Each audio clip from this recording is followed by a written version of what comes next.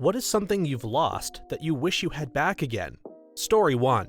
When I was 10, my grandmother gave me a small bag of gems. It was one of the few things she actually gave me after my cousins were born. In it was a small piece of hematite. The paper that came with the bag explained what the different gems were and what they meant. The hematite was supposedly protected from bleeding. 10-year-old me put that in my pocket and carried it with me everywhere. I carried that piece of hematite for 30 years in my pocket. I'm 40 now, went on a trip last year, and the shorts I was wearing developed a hole in the pocket that I was not aware of. The gem fell out somewhere in my journey and I lost a 30-year-old friend. I'd look for that first. There is hope. I was devastated to lose an heirloom pendant soon after my mom's death. I could have easily gone and purchased a newer one. I even offered an award that was more than what it was worth. After dismantling my entire bedroom for carpet cleaning, I found it. My girlfriend says that hematite takes away negative energy and takes itself away from its holder when it's full. She says the fact that it took so long to fill up says something about my character, that I do not have negativity around me, and if it is very small. What a kind sentiment. I'm not convinced about the powers of stones and crystals, but stranger things have happened. Either way, this girlfriend definitely gave them a loving compliment. Story 2. When I was about 3, I left this little teddy bear I had been given by my great-grandmother basically at birth in a Vegas hotel room where we left. Not sure when we realized, but my dad called the hotel and they were able to mail it home to us. I'm 29 years old and still have it safely stashed in my closet. When I was 25, I did the same thing, with a little elephant stuffy I got at birth. Realized, like an hour or so into the drive, called the hotel begging to go look for it in the room. They said yes. I'm so thankful the hotel was lax about it. Haven't experienced that kind of panic since, and now I quadruple check that he's packed up tight before I leave. Totally get it. I worked housekeeping in hotels for a long time, and always made sure we at least tried to reunite stuffies with their people. We never threw them away. It's very thoughtful of these hotel employees to reunite toys with their owners. I try not to overuse the phrase "not all heroes wear capes," but it applies here. Story 3.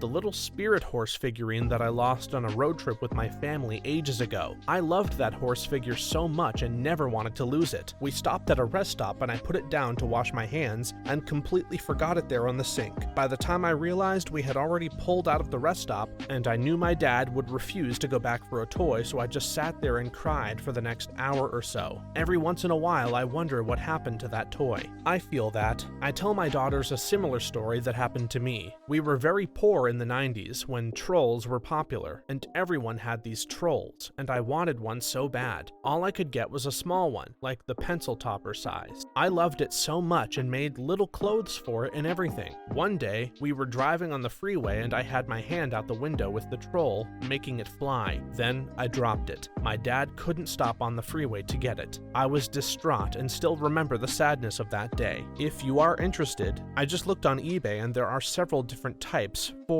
at lower than $20. It's not your exact toy, but maybe it would remind you of the good times you had. I bought a Care Bear that way. Grumpy Bear is grumping away in my library. The wonders of modern communication, helping strangers connect with their nostalgic lost toys. Even if it's not the same exact one, it's close. Story 4.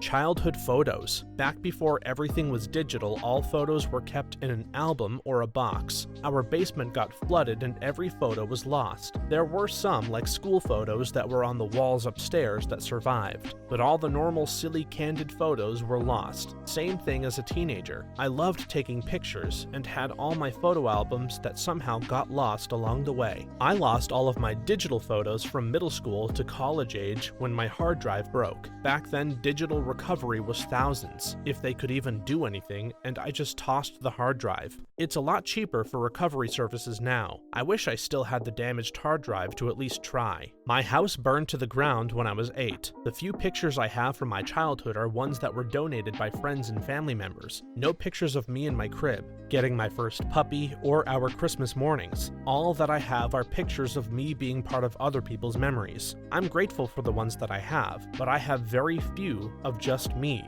and my family without a random cousin thrown in. It's why photos of my own children are printed, digitally stored on 2 different hard drives, and on the cloud. This is a rough one. Those memories are so important. I'm in the process of scanning printed pictures so I don't lose them, and so I can share them. Other posts comment on how other people threw away their family photos, and that's both rude and cruel. Story 5. My mom's ring she'd been given by her grandma that I pawned. My mom agreed at the time, but always regretted it afterwards. Got way less than it was worth. The guy took advantage of my age and desperation. The worst thing is I can't even remember the design, so can't ever have it replicated and can't ask my mom because she passed away earlier this year. I had to sell all my mother's jewelry to one of those cash for gold places in order to make rent and feed my toddler, and grandma 1 month about 10 years back. Grandma said if it was the worst thing I had to do to get through that time, my mom would absolutely understand. She passed away when I was 16. I knew I was being taken advantage of, but my family was more important than some metal and rocks. The aquamarine pendant grandma gifted me at my high school graduation was included in the stash that I sold. I lost her 6 years ago, and I think about that necklace and my mom's engagement and wedding rings a lot. Hey, your mother would be so proud of your survival. I'm sorry you had to give up those precious items, but perhaps it was your mom's way of providing for you in a desperate moment, even though she was gone. I'm just an internet stranger, but I'm proud of you for doing what it took to keep everything together. I hope your life has become kinder. Agreed. If it got you through hard times, you made a tough decision and did what you had to do for yourself and for your family. Story 6. I still think about the SpongeBob wallet with $20 in it I lost when I was 8. The wallet or the $20? Yes, I can't help it. This one just made me laugh. Story 7. High school sketchbook full of emo edgy drawings. One reason I married my husband was that he shared his early high school angsty poetry with me to laugh about. We were in our late 20s when we met. Now we've been married almost 40 years. The tomb where I live was a memorable line. Still makes us giggle. Gosh, I wish there was a way to help guide teenagers through that awful period where every disappointment feels like the end of the world. I mean, where teens going into it would know that there's light at the end of the tunnel, yet each one vividly believes they alone are suffering and that it could not possibly be a phase, or that there might be a time where they could laugh ruefully over early heartbreak. There's definitely a couple of notebooks I'd love to find, especially to destroy them, so no one, not even myself, is subjected to whatever I put down when I was still figuring out puberty. I threw out a bunch of journal entries from high school and early adulthood because they were so cringy. Sometimes I wonder if there was anything in there that was salvageable or even interesting, but I doubt it. Story 8. A challenge coin. I had it in my messenger bag. Someone assumed my bag was available to take and emptied it. In the military, sometimes a high-ranking officer or NCO will award a more junior service member with a challenge coin with their name and rank on it. If you have a coin, you can challenge another service member. Whoever has the coin with the highest rank wins, and the lowest rank buys a round of drinks or does a stupid dare or whatever. The coins are usually awarded in unusual circumstances, so sharing stories of how these coins were earned is always a good time. For example, one of my friends has a CW04 coin for pulling a bicyclist out from under a car. To his surprise, the bicyclist was CW04 Hunt, one of our logistics officers. A friend got one from the secretary of the VA during a visit to our local VA. They hadn't reserved hotel rooms and there was a big conference in town. He managed to find them rooms for the night and got coined, so a member of the cabinet usually wins. I had a friend in basic who had an Obama coin. He was prior Navy and worked the inauguration. Everyone that worked it got the coin. But then he was going through basic training in the Army and our drill sergeants were explaining them. He pulled it out and did the "is this any good" act. It was worth the push-ups we all did. I wonder if the person who stole the first person's challenge coin even knew what it was. The idea of these coins is so cool. It rewards service members for good deeds and is part of the military culture, until somebody steals one. Story 9. Best friend from younger years. She was like a sister to me. She lives on the other side of the country now, and even though we grew apart, I miss how I felt when I spent time with her. I feel this one in my soul. Best friends from 4 to 13. I wasn't cool enough for her anymore when we got to high school. She stopped talking to me for a few years. I would call her house phone, landline, no mobile phones then, and her mother would say she was busy or out playing with friends in her neighborhood. I lived out in the country. Long story short, I left our high school early to go to a private private school to complete my exams, and she reached out to say she'd miss me when I left. Funny she didn't care to speak to me when I was in her school for 5 years. Never spoke again. We'll never know why she dumped me so suddenly. We went everywhere together, including abroad, on family holidays with each of our families. Strange, cruel behavior. That is really cruel. People can be the worst so suddenly. Mine eventually got into harder drugs, and I didn't want to do anything more than smoke, so they picked hanging out with some other people that were getting into meth, and we just never spoke again. 10 years ago, and it still upsets me. Lost friendships that are a lot more to one person than the other can be devastating. It's a tough rejection, I know from experience. Story 10.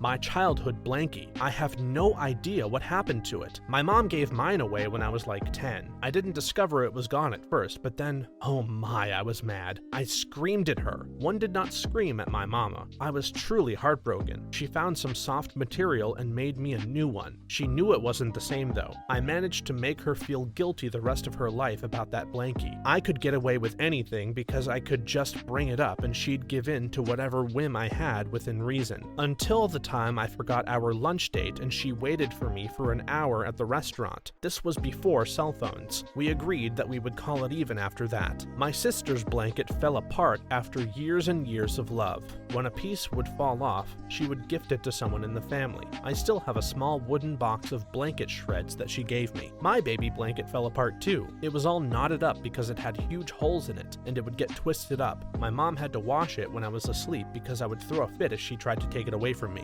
Story 11.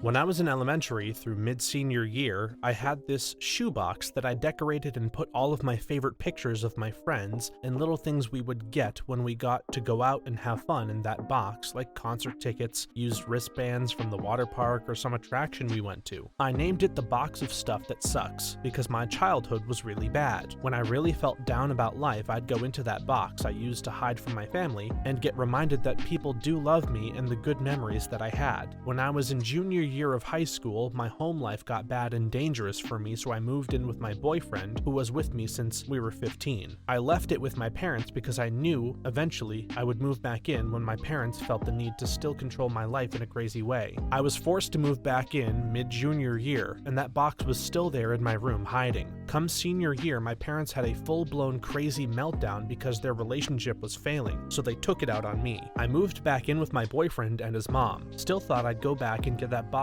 of stuff that sucks. In the middle of one of the final days of my senior year, my mom texted me and said she was leaving to a new state and I have an hour window to go get my stuff from their place since my dad wasn't home. The time frame didn't work for me because it was during school. I was already freaking out that my mom was straight up leaving me for a whole new family in a whole new state, even though she promised she wouldn't ever do that to me. I went over with my partner 15 minutes before my very abusive dad came home and grabbed the very important stuff for my future. I forgot to grab that box, and within a month of trying to figure out a way to get that box back, I found out my dad packed up his stuff and left, leaving my stuff I couldn't get behind. I know it sounds silly to get upset over a silly box, but that box is one of the reasons I kept trying in life when I really felt awful about it. I miss it and really kick myself for not remembering it when I went to grab my stuff. So your dad packed his stuff and left, leaving your stuff behind. Why didn't you go back to grab the box? I was afraid to go back. My dad and I didn't get along. I came out and told them how I view religion when I went back to live with them, and he disapproved. He'd be up when I'd wake up for school and would start arguments. I didn't feel safe going back. When I went to get my stuff, I left my keys, so I had no way to get back in. I couldn't bring myself to keep going back. I didn't realize my box was left behind because looking back, those years caused lots of trauma, and I went in with limited time to get my important documents so I could just move on. That box of stuff sounds amazing, especially if it kept this person calm, centered, and feeling loved when so many awful things were going on around them. I can understand why it's a big loss, but I'm glad they got out safely. Story 12. When I was little, I had my own tape recorder. Starting at around age 6, around Christmas every year, I would record myself for a few minutes, just talking or singing. I did this for about 5 years. Then I lost the tape. I was devastated. It was like my own personal little time capsule that I was keeping, and I'm still sad I don't have it anymore. A piece of mesh. When my high school basketball team won the provincial championship, we all got to climb up a ladder and cut off a piece of the netting. My dad saw mine in my room, assumed it was garbage, and threw it out. So yeah, probably that. The brooch I bought for my mom's birthday when I was 5 years old, 60 years ago. I took all my money out of the bank and walked to the local Hallmark store. The nice lady took my money, probably less than $2, and wrapped up the gift. When my mom opened her gift, we walked back to the store to thank the lady for wrapping it so nicely. It was actually so my mom could offer to pay for the rest of the cost of the beautiful brooch. The lady wouldn't accept any more money though, and here we are 60 years later, and I still remember the incredible kindness of that lady. I don't have the brooch or my mom, but I do have this memory. There's so much history with these pieces. Story 13. The slip of paper that had the seed phrase code key thing for Bitcoin. It was something like $20 worth of Bitcoin at some point in 2010. It was gifted to me, but I never really knew where to keep it or what to do with it, or how to look into it until Bitcoin was worth something like 60K plus. Then when I went to go find it, all I could find was the envelope with the QR code which said happy birthday, but not the key string. Yeah, that one still stings. Nearly the same. I was going to say my crypto recovery phrase. Came here to say this too. I had a thumb drive with my offline wallet that I used to use. It got lost during some random trip to rehab or prison or jail or wherever. What was on that thumb drive would have equated to about $200,000 in today's market. Having said that, I've been sober for close to 6 years now. So maybe it's good that I didn't have access to those bitcoins, or else my sobriety date might not have come soon enough. I'm glad I'm not in prison anymore. I'm glad I'm not dead, but damn, $200,000 is $200,000. Full disclosure, I know absolutely nothing about Bitcoin and such, but it would be devastating to know you could have that money, but you can't. It's not like you lost that amount of money, but more like losing a winning lottery ticket. Story 14.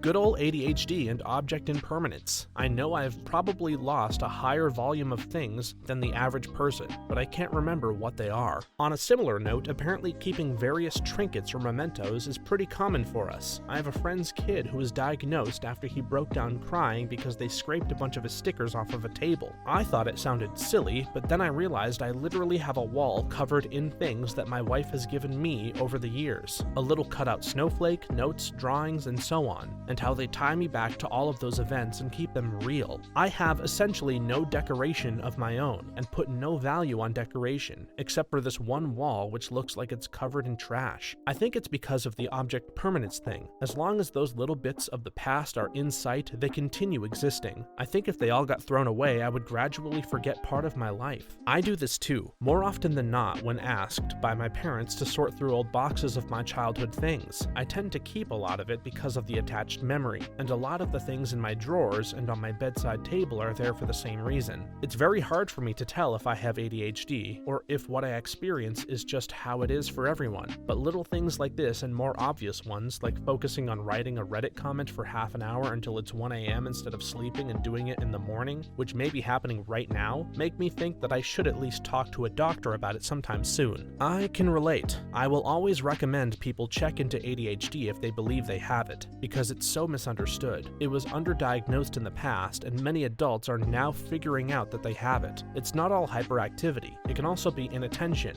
where the hyperactivity is happening within a person's thoughts. A common ADHD trait is object impermanence, or out of sight, out of mind. Story 15. I would say guitar picks, but it said box, not shipping container. I wouldn't mind getting my John Flansburgh, they might be giants, pick back. 1991, I was standing right in front of him at a local dive. During a song, he handed me the pick and held his guitar out for me to strum while he played the chords. It was a simple pattern, and I had enough rhythm to play it fairly well. 10 to 15 seconds later, he took over and I pocketed the pick, until after the show, when I got him to initial it. Saw Def Leppard from the front row in 1987. Rick Savage threw a pick towards us and somebody behind us caught it. I had just graduated with the guy that got it, tempted to go to reunions to see if he remembers. He probably doesn't, but I do. I remember, Keith. Picks somehow regenerate or something. I don't know if I've ever seen picks for sale. They just appear. I'm thinking it's mitosis. Either way, picks from a concert are a great memento, right, Keith? Story 16.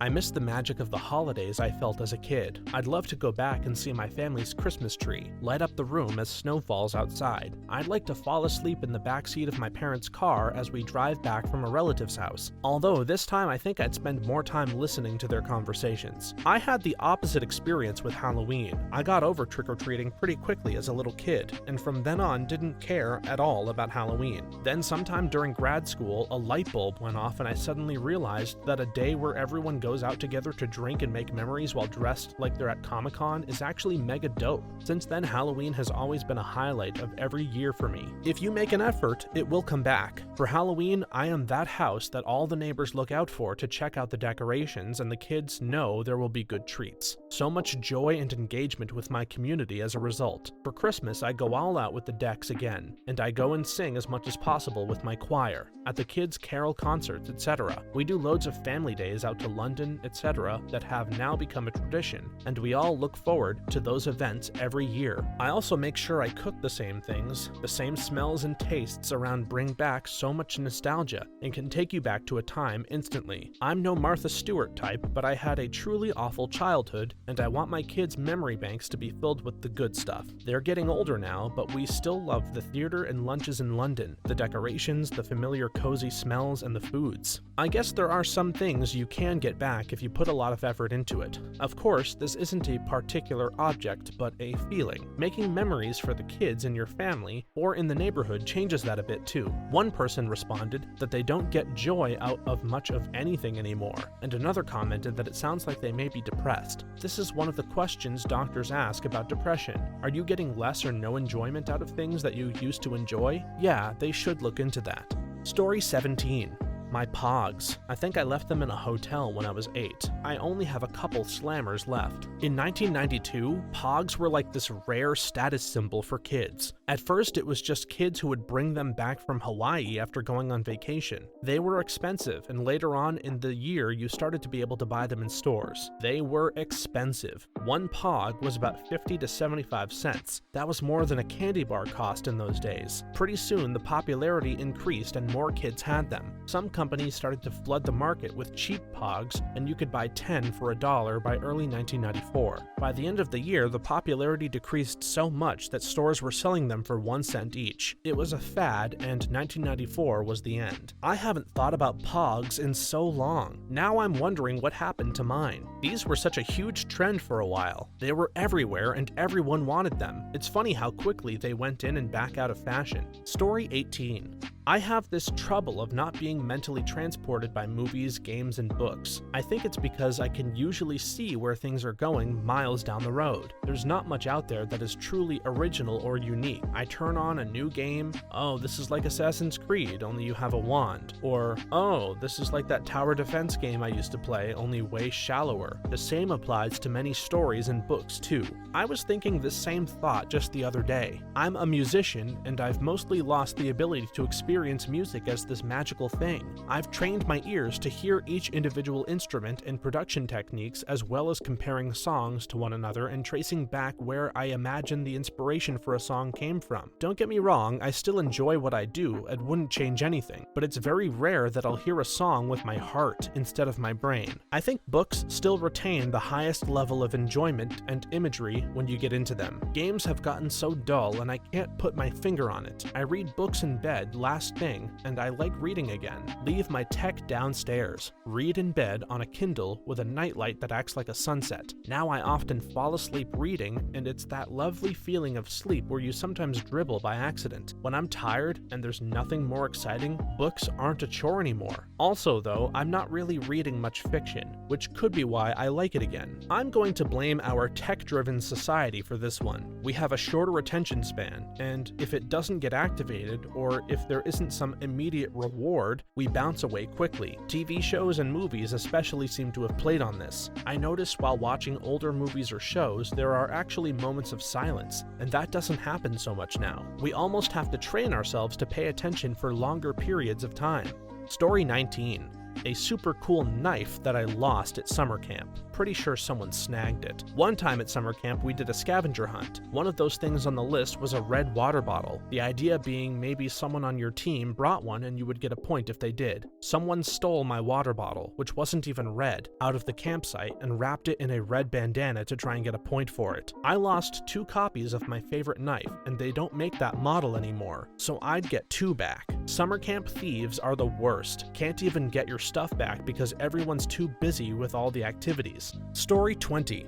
My appendix before it ruptured and messed my insides up, thereby sending me down the road of botched surgery, which led to serious psychological trauma and many resulting surgeries, which then led to over-medication on opiates from doctors who didn't want a malpractice suit. That brings us to now. I've decided my swiftly approaching 40s will be better than my 30s. I had just turned 30 when the emergency and reparative surgeries began. For my 10-year anniversary, I'm quitting this hot mess. But I'd still rather have my granny back than anything else. I lost her several years ago. The entire world feels so wrong without her beauty, grace, and evanescent kindness. She's the best person I've ever met and a truly remarkable woman who made a deep, positive impact on every single person privileged to know her. I know none of those things are particularly the type of thing that you were looking for, but they are all honestly meant. Stay strong, my friend. I just hit 10 years sober, and it's so easy now. I never think about it except at my meetings, but at the beginning it was tough, and I needed the support of people that I could talk to. Hope you find that as well. Your health and the people who loved you back. These are the most important things and the things we miss most when they're gone. I completely understand. Hope you're doing okay. Many people commented about the people they've lost. Losing someone you love is such a life-changing event. I studied grief. I could go on for a long time about it.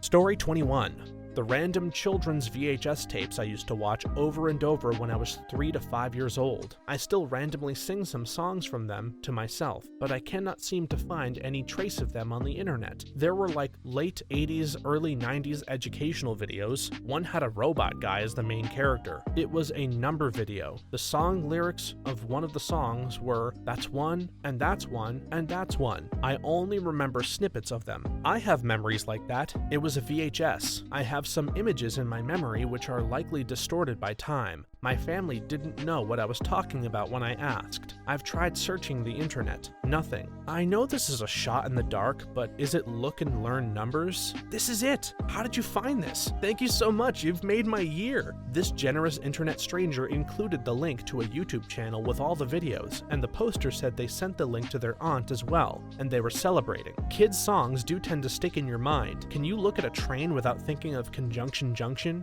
Just me? Okay. Story 22.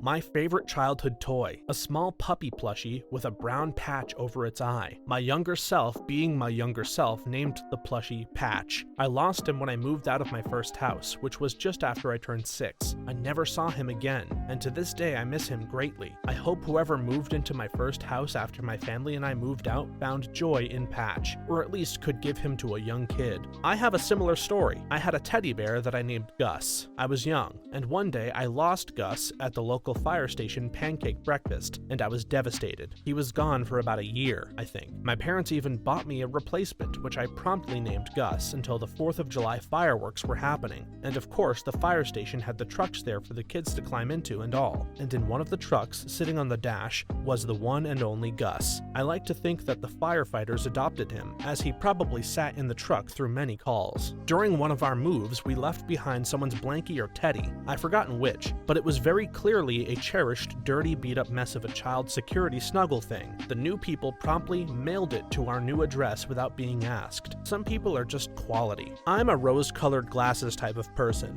but I do hope the lost stuffed animals are handed on to other kids who can love them too. Thank you so much for watching until the end. If you have a similar story that you would like to share, please leave it down in the comments. If you enjoyed this video, please leave us a like and subscribe. For more videos like this one right now, please stop by our channel. Thanks again, and see you next time.